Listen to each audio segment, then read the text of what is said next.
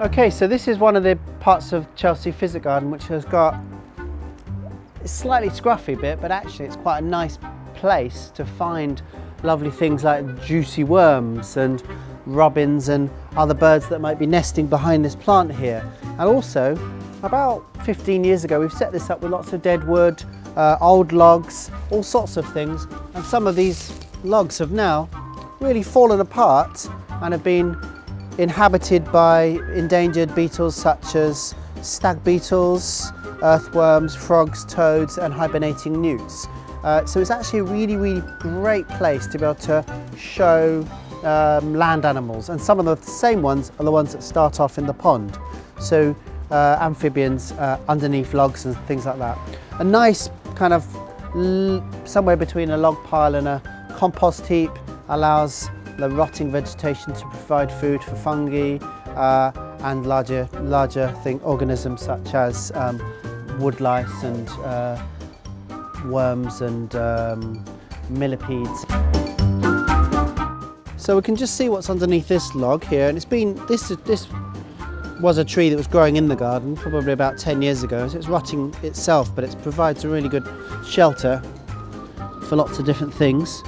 So there's a couple of frogs under there, but I'm actually going to go and see if I can pick up this common toad. Now this common toad is probably, I'm guessing it's probably about 10 years old maybe. They can live for 30 years, both common frogs and common toads in this country.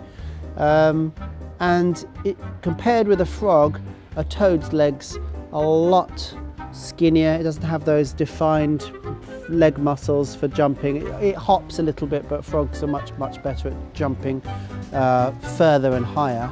But it's also quite a dry skin compared with a frog, and a lot less jumpy. It hasn't jumped away and slipped out of my hand. It feels quite cold to me, so I must feel quite hot to it. And it shares the same home habitat with frogs and newts in the winter time, and throughout the year as well, really, in the case of a toad. And it's not until they're about 4 or 5 years old that they'll go back to the pond to start breeding. So for most of their life they're on land, and certainly for the first few years of their life, when they've become a toadlet or a froglet, they will rely on places like this: logs, dead leaves, underneath plants, cracks in rocks and stones as well. Just nice damp places where their food lives, things like slugs and snails and worms, and they can be safe in the dark and away from potential predators. And you'll also notice it's quite well camouflaged. The soil and the leaves that it's around are quite similar. Now that sort of darkish brown, it's quite well camouflaged with this dappled effect. So quite well suited to its environment.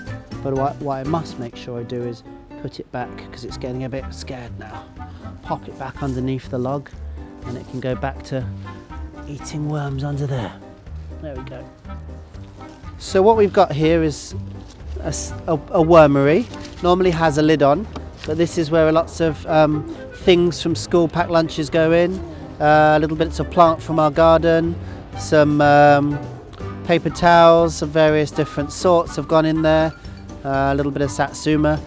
And toilet roll holders as toilet roll centres as well. So it's all organic matter, and I'm just going to burrow down to show you who really lives here.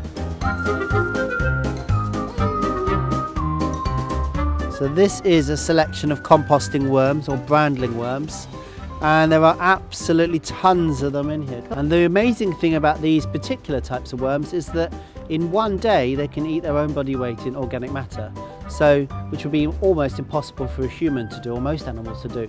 But because they eat so much food, they break down so fast, and they breed once every month. So there's a huge number of them in here, only because they're happy. They've got a plentiful supply. They've got an all-you-can-eat buffet, and what they will then do is turn this through their poo into basically soil, which we can then put back onto the garden. Really nice compost, very rich, and it can then be put on our tomato plants nearby, and our other vegetable gardens next to where we are right now, next to our education room, and help those plants grow better, basically. Earthworms have been absolutely essential. There's lots of things that are essential to our lives, but earthworms are so essential. It was understood that a long time ago that Cleopatra in the year 50 BC declared them sacred. The famous philosopher Aristotle described them as the intestines of the earth, and Charles Darwin rated them as one of the most useful organisms ever to exist on the planet Earth. There's about 29 different types of earthworms in the United Kingdom, but these brandling worms that are found near the surface, they are particularly good at breaking down household waste. It's like kind of keeping pets, but your pets are doing your recycling for you.